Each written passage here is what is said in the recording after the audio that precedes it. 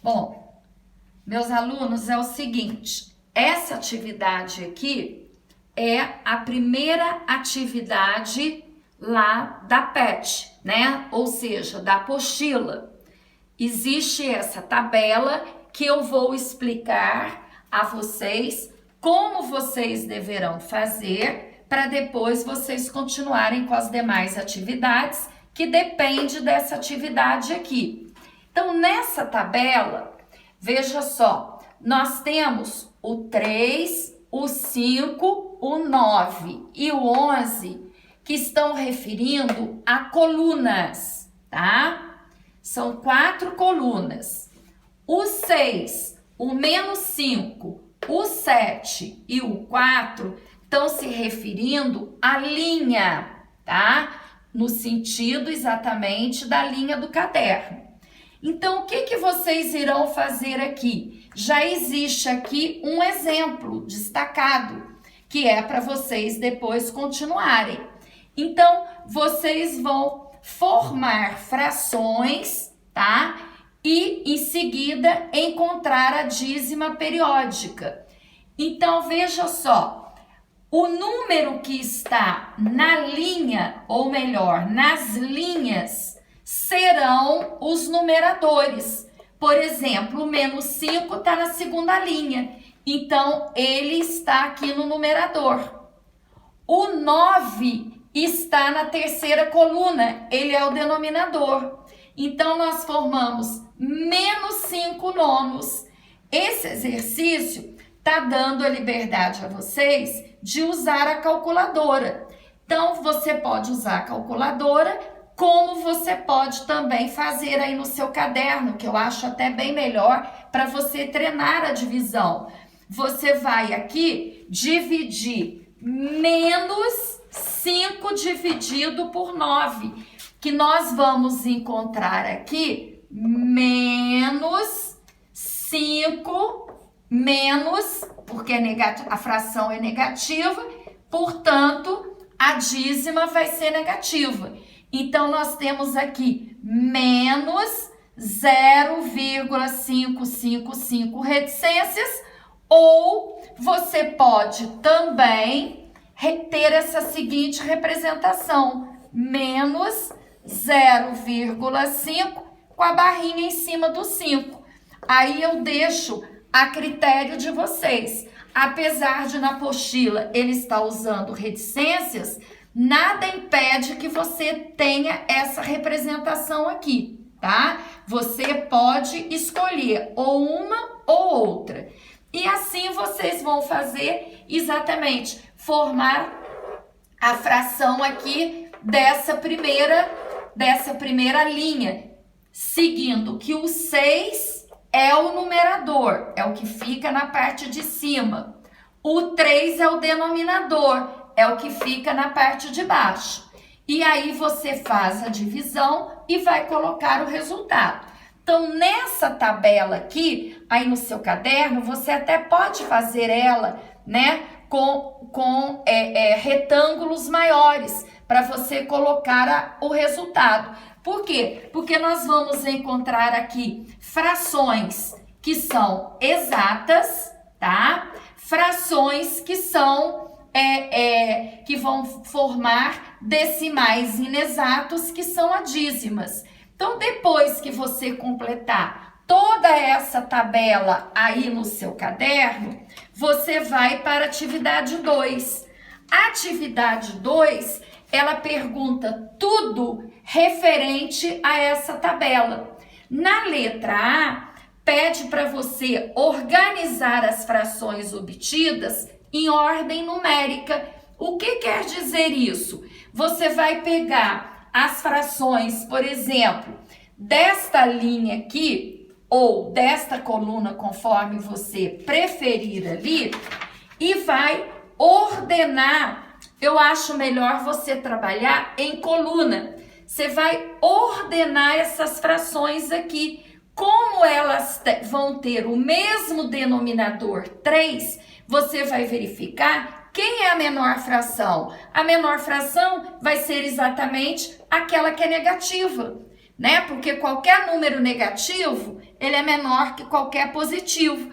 E daí depois você segue a ordem, né, das positivas. A menor fração, quando ela tem o mesmo denominador, é a que tem o menor numerador.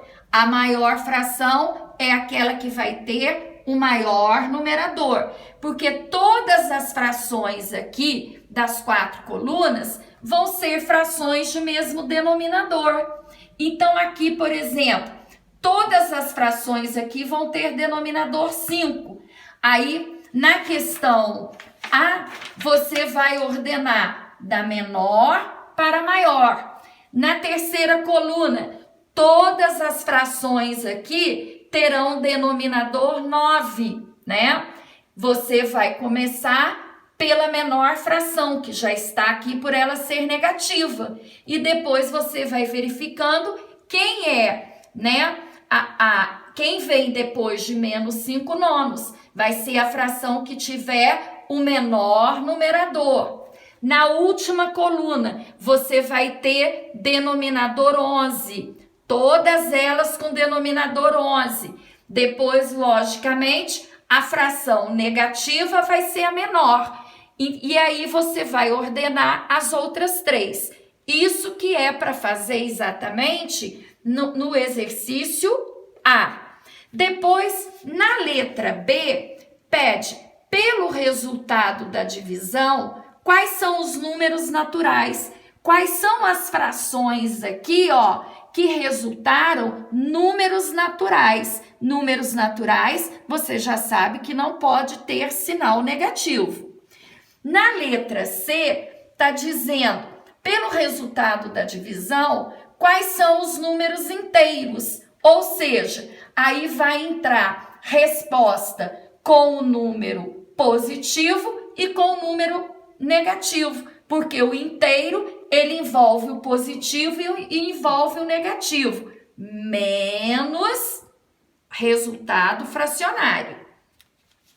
Depois, na letra D, pergunta, pelo resultado da divisão, quais são os números racionais? Você vai pensar, todas as frações que vocês encontraram aqui, nós podemos chamar de racionais?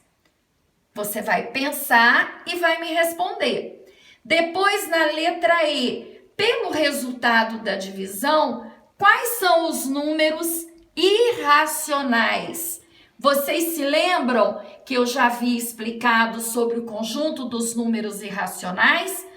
Todos os números que nós aprendemos até agora são números irracionais, né? Que ele é formado pelo conjunto dos números racionais e pelos irracionais, né? Que formamos o conjunto dos números reais. O irracional é aquele que você não pode escrever na forma de uma fração, né? Aí ele é chamado de irracional. Então você vai verificar se vai existir aqui algum número irracional, tá? Depois, na letra F, quais são as frações que formam dízimas periódicas? Então, desse grupo de frações aqui, ó, quais as que deram origem à dízima periódica? Você vai destacar todas elas, tá? Na letra G, a pergunta, gente, a meu ver, eu acho que ela não está correta. Houve aí um engano. Tá perguntando quais são as frações que formam dízimas não periódicas. Então, eu acho melhor vocês interpretarem quais são, copiarem, inclusive no caderno, quais são as frações que não formam dízimas, tá? Repetindo, na letra G, você vai pôr o enunciado. Quais são as frações que não formam dízimas? E aí você responde, né, observando aqui as frações que não deram resultado dízimas. Depois passando para a atividade número 3. A atividade número 3 também existe um errinho aí no enunciado, que está pedindo para você escrever a dízima destacando o período com uma barra superior. E aí ele colocou 0,54 e pôs a barrinha embaixo. A barrinha não é embaixo. Se é superior, a barrinha tem que estar em cima. Então, todas as dízimas que vocês encontraram aqui nessa tabela, você vai escrever com esta representação, ou seja, usando a barra. Não é para usar a reticências, tá?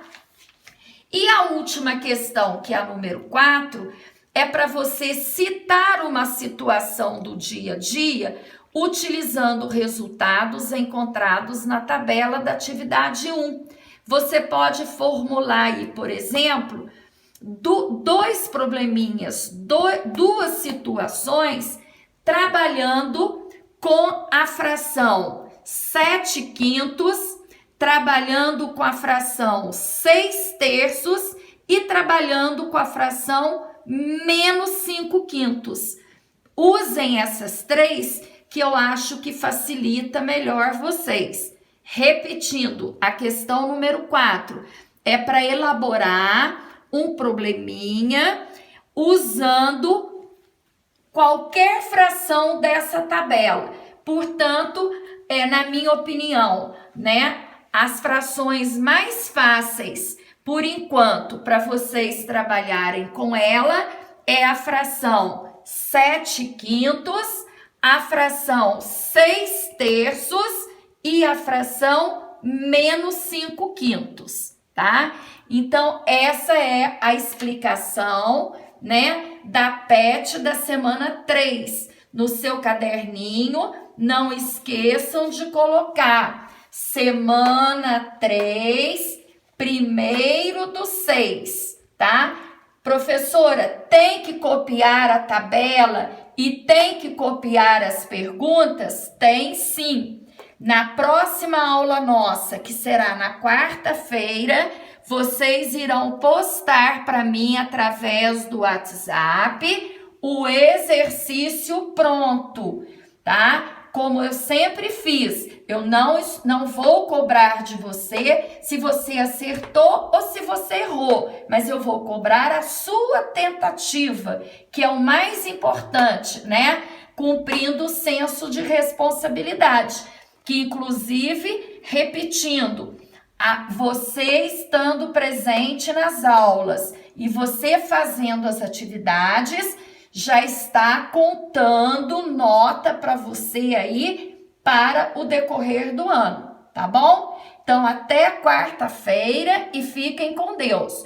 Prestando atenção que os nossos horários, eles foram alterados, tá? Seguem direitinho aí. Na quarta-feira, o nosso horário, ele mudou. Ele não é mais 8 horas, ele é de 7h50 às 8h40. Então, na quarta-feira, nós faremos a correção exatamente dessas atividades. E você tendo dúvida, você envolva aí a questão para que eu possa tirar a sua dúvida na quarta-feira, tá bom? Um beijo para vocês e fiquem com Deus.